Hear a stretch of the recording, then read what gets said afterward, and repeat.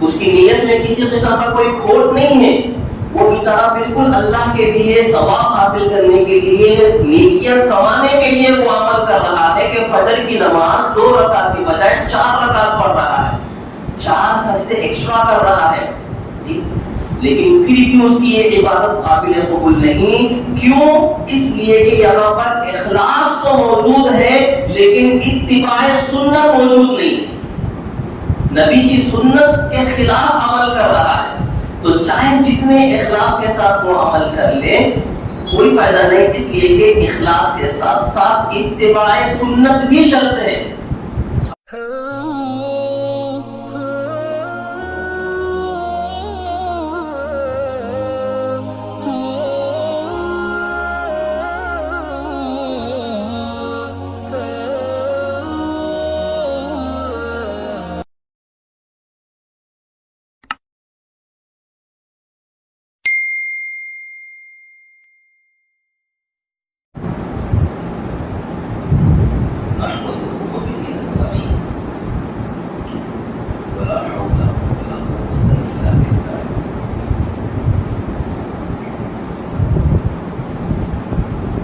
اسلامی عقائد کا سلسلہ چل رہا ہے. اسلامی عقائد میں آخری عقیدے کے طور پر یہ بات ہمارے سامنے آئی تھی، وَدِينُ اللَّهِ عَزَّ وَجَلَّ فِي السَّمَاءِ وَالْأَرْضِ وَاحِدٌ.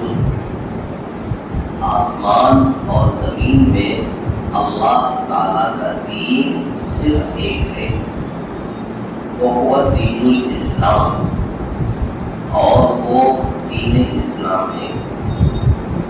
آسمان اور زمین میں اللہ کا جو دین ہے وہ واحد دین ہے، ایک ہی دین ہے، وہ دین الاسلام، اور وہ دین اسلام. اسلام کے علاوہ جتنے سارے دین دھرم دنیا کے اندر موجود ہے وہ سارے کے سارے انسانوں کے بنائے ہوئے، یا پھر اپنے وقت میں وہ اللہ کا اتارا ہوا دین تھا لیکن منسوخ ہو چکا.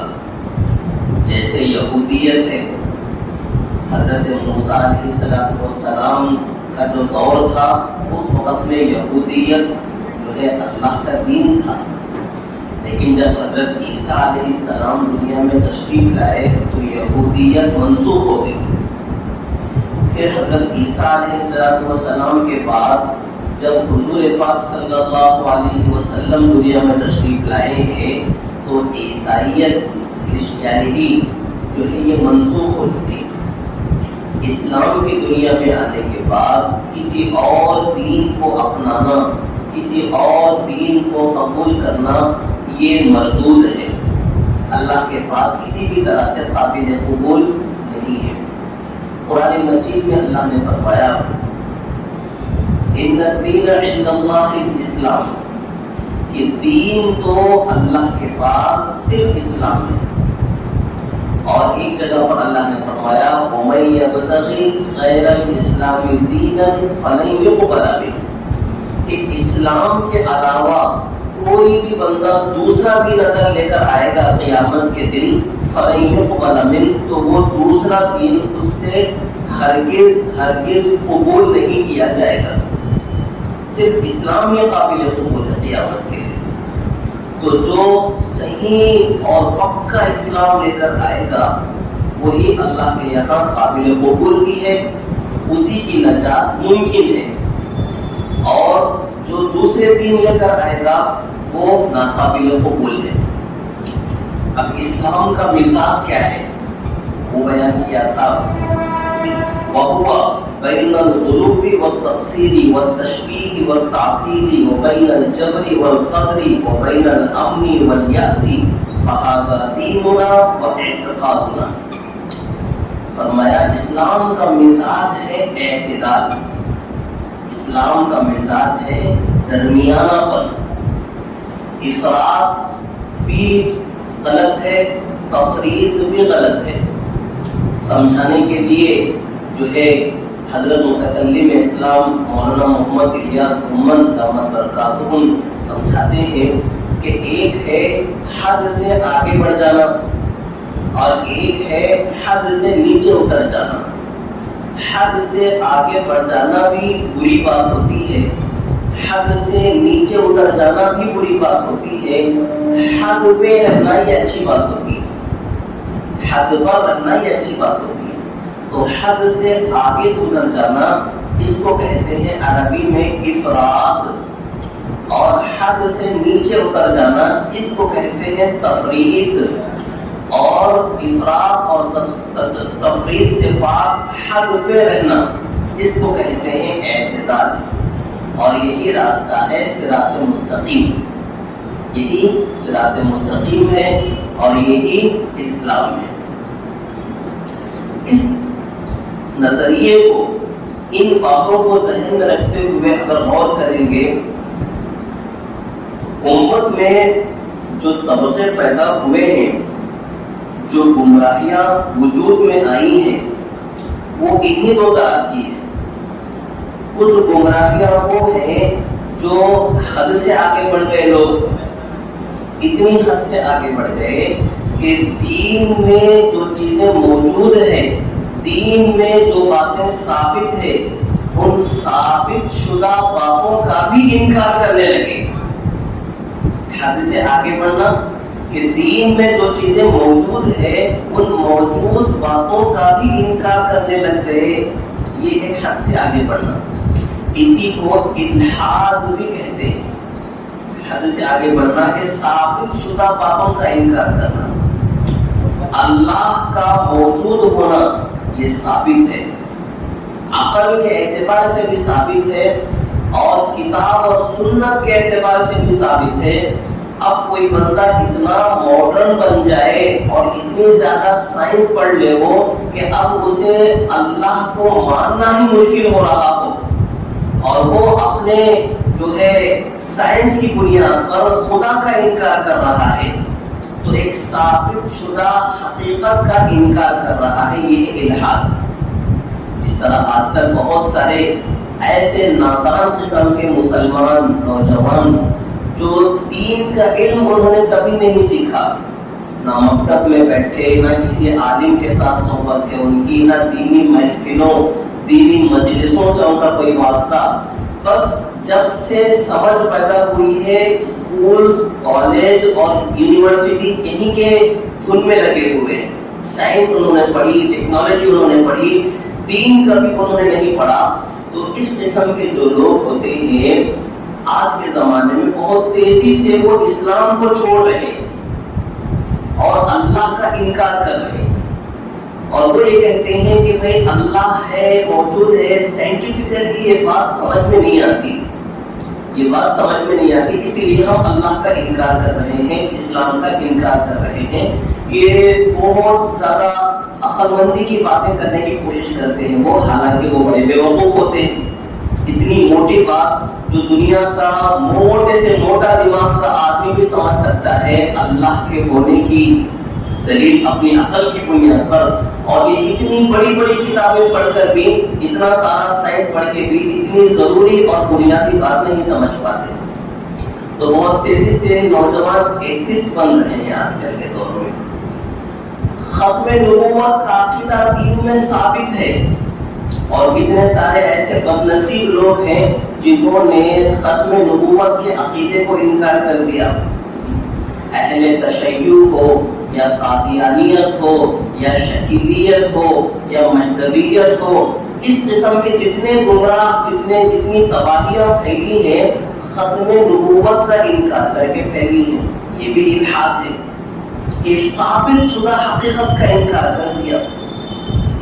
اسی طرح آگے ہمارے رمضان المبارک کا مہینہ آ رہا ہے. رمضان میں 2 عبادتیں ہمیں کرنی ہوتی ہے. نمبر 1 دن کا روزہ, نمبر 2 رات کی تراویح. تراویح کی 20 رکعت ادا کرنی ہوتی. تراویح ہے ہی 20 رکعت, تراویح ہے ہی 20 رکعت. حضور پاک صلی اللہ علیہ وسلم کے دور سے لے کر آج تک دنیا میں جو تعامل ہے, جو ایک تسلسل چل رہا ہے امت کا تراویح کے لائن سے, وہ ہے ہی 20 رکعت. تو 20 رکعت تراویح کے اس تسلسل کو، اس اجماع امت کو، بعض ایسے گمراہ فرقے ہوتے ہیں جو اس کا انکار کرتے ہیں۔ ثابت شدہ نماز تراویح 20 رکعت ہے، یہ ثابت شدہ چیز ہے، اور یہ ثابت شدہ چیز اور حقیقت کا انکار کرتے ہیں، اور یہ جو ہے غلط فہمیاں پھیلاتے پھرتے ہیں جو ہے سوشل میڈیا پر بھی، کہ تراویح 20 رکعت میں 8 رکعت ہے۔ اس قسم کی جو ہے بےہودہ باتیں کرتے پھرتے ہیں۔ اب جتنے سارے نوجوان جو عبادت کے شوقین نہیں ہوتے، جتنے سارے لوگ جو ہے دین کے قریب نہیں ہوتے، ان کو ایک اچھا سا بہانہ مل جاتا ہے کہ بھائی 20 رکعت تو گھنٹہ سوا گھنٹہ لگ جاتا ہے، اتنی دیر کھڑے رہنا بھی تھوڑا سا مشکل ہوتا ہے ہمارے لیے، چلو 8 رکعت پڑھ لیں گے اور کھسک جائیں گے مسجد سے آہستہ سے۔ تو یہ ان کو یہ بہانہ بن جاتا ہے۔ تو یہ شیطانی حرکتیں ہوتی ہیں۔ ایک طرف تو نبی پاک علیہ السلام کی طرف سے یہ خوشخبری دی جاتی ہے، فرشتے یہ اعلان کرتے پھرتے ہیں کہ رمضان کا مہینہ تو وہ مبارک مہینہ ہے کہ اس مہینے میں نفل نماز کا ثواب اللہ پاک فرض کے برابر عطا فرماتے ہیں۔ اور یہ شیطانی حرکتیں لوگ کرتے ہیں کہ جو ہے لوگوں کو دور کرتے ہیں نمازوں سے، کہ تراویح نہیں، تراویح ختم کرو، تہجد نہیں، تہجد ختم کرو، تراویح ہی تہجد ہے۔ منمانی طریقے کی باتیں جو کسی بھی طرح سے سنت رسول سے، صحابہ کرام سے، امت کے ائمہ کرام سے کہیں پر بھی ثابت نہیں ہے، اس قسم کی بکواس باتیں لوگ کرنے لگ جاتے ہیں۔ تو یہ ہے حد سے آگے بڑھنا، اس کو کہتے ہیں الحاد، ثابت شدہ چیزوں کا انکار کرنا۔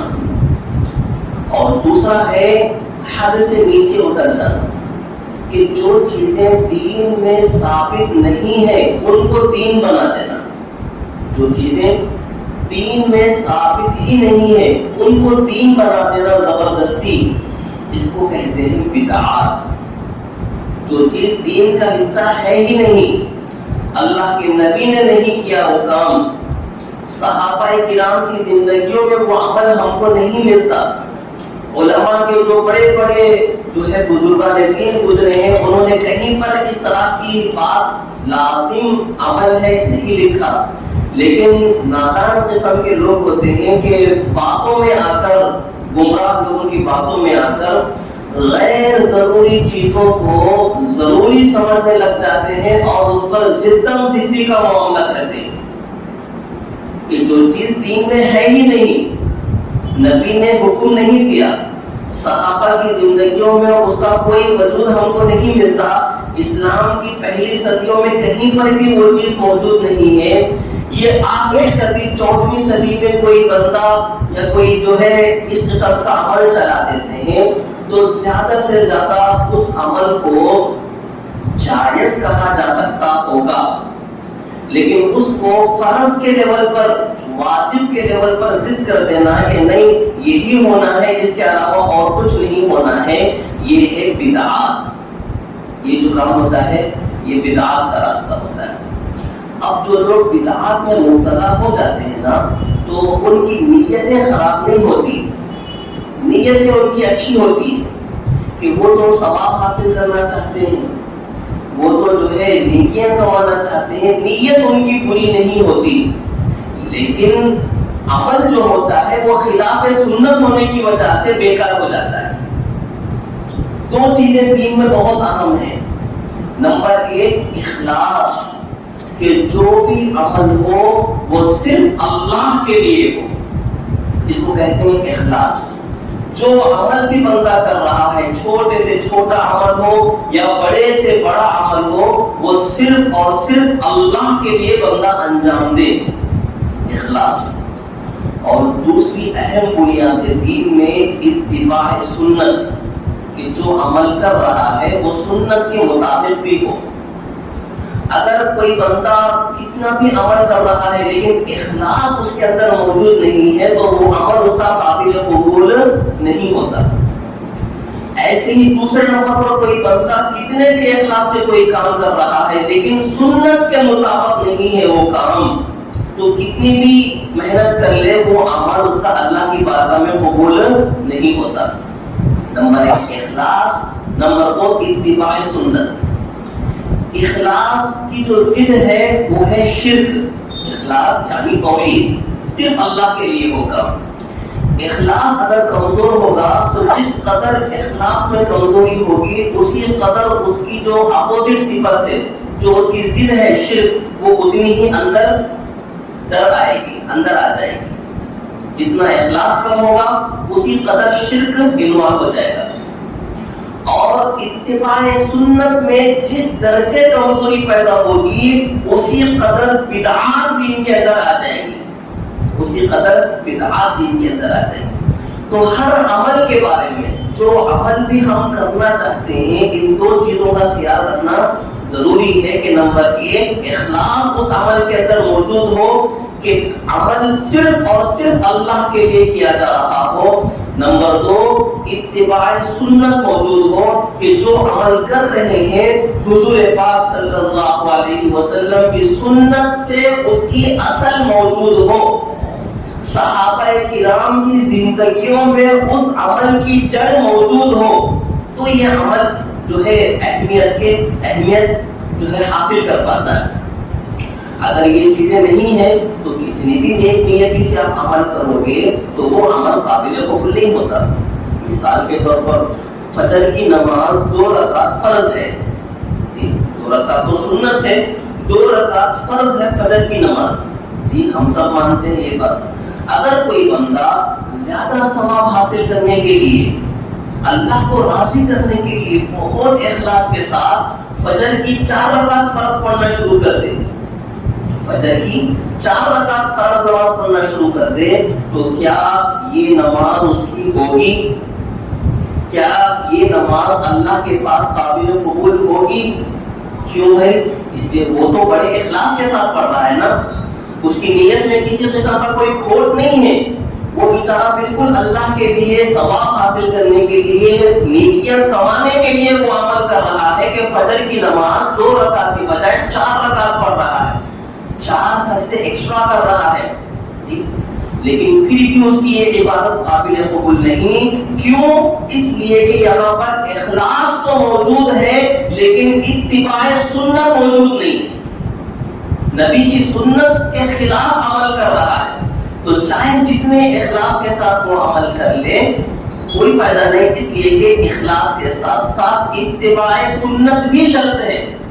اب مثالیں بہت ساری ہیں، اس مختصر سے وقت میں جو ہے وہ ساری مثالیں بیان نہیں کی جا سکتی، تو بہرحال ایک مثال موٹی سی میں نے آپ کے سامنے پیش کی ہے، وقت بھی ختم ہو چکا ہے۔ تو بس یہ 2 چیزیں ذہن میں رکھنی چاہیے کہ عمل کے اللہ کے یہاں قبول ہونے کے لیے اور دین میں اہمیت حاصل کرنے کے لیے عمل میں 2 چیزیں ہونی ضروری ہے۔ نمبر 1 اخلاص کہ وہ عمل صرف اللہ کے لیے ہو، نمبر 2 اتباع سنت ہو کہ حضور پاک کے طریقے کے مطابق ہو وہ عمل، حضور کی تعلیمات کے مطابق ہو۔ ان دونوں میں سے کوئی ایک چیز بھی مائنس ہوگی، عمل چاہے جیسا بھی ہو ناقابل قبول ہے اور اس پر بدعت کی شکل اختیار کر لیتا ہے۔ اتباع سنت سے ہٹ کر کتنا بھی نیک عمل آپ کریں، کتنے بھی اخلاص سے کریں، جب اس کو لازم سمجھ کر آپ کر رہے ہیں تو یہ ثواب نہیں، اس پر گناہ ہوگا، اس لیے کہ یہ ایک بدعت کی شکل ہے۔ اور بدعات جو ہوتی ہیں، بدعات سے دین کی شکل بگڑ جاتی ہے، بدعات سے دین کی شکل بگڑ جاتی ہے، اس لیے بدعات ناقابل معافی ہے۔ حدیث میں تو یہاں تک فرمایا گیا کہ بدعتی کو توبہ کی توفیق بھی نہیں نصیب ہوتی، بدعتی آدمی کو توبہ کی توفیق نصیب نہیں ہوتی۔ کیوں؟ اس لیے کہ وہ اپنی اس بدعت کو بدعت نہیں سمجھتا، غیر شرعی نہیں سمجھتا، بلکہ اس کو تو عین ہدایت سمجھ رہا ہے، اپنے غلط راستے کو وہ بالکل سیدھا راستہ سمجھ کر جب کر رہا ہے تو ایسے بندے کو کیسے ہدایت مل سکتی ہے؟